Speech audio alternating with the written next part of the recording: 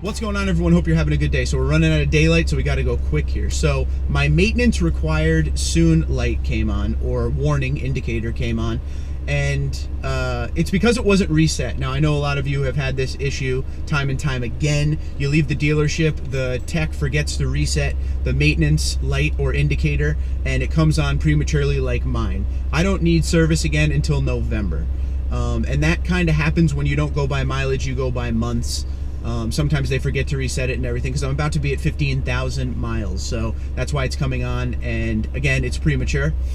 So what we're going to do today is I'm going to show you how to reset it, because a lot of you guys, from talking to you, you feel like if you get home and you still see the maintenance required soon still on there, you have to turn back around to go to the dealership, and sometimes dealerships will make you actually schedule an appointment just to get them to reset the light. So I'm going to show you real quick, it takes 2 seconds, how easy it is to reset it yourself in case this ever happens to you.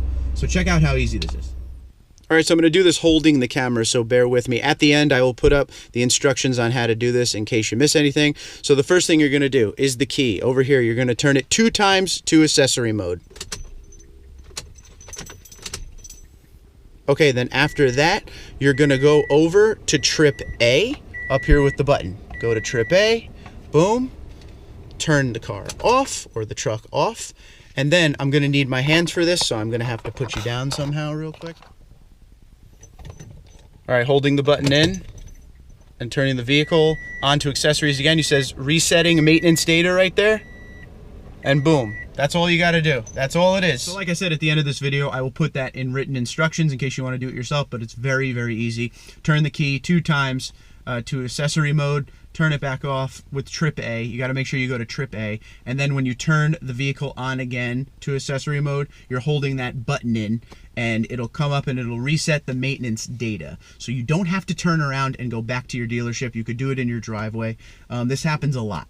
So now, if this is something you didn't know, this is one of those little things. Some vehicles, it's a real pain to reset the maintenance required light, or the check engine stuff and all that, but for this Toyota Tundra, it's fairly simple. So let me know if you have any questions, comments, or concerns. Twitter and Instagram at TundraDude34, TundraDude34@gmail.com. As you can see, it's getting very dark. I don't know how it'll look on camera. I hope you can see everything, but once again, any questions, feel free to ask. Take care.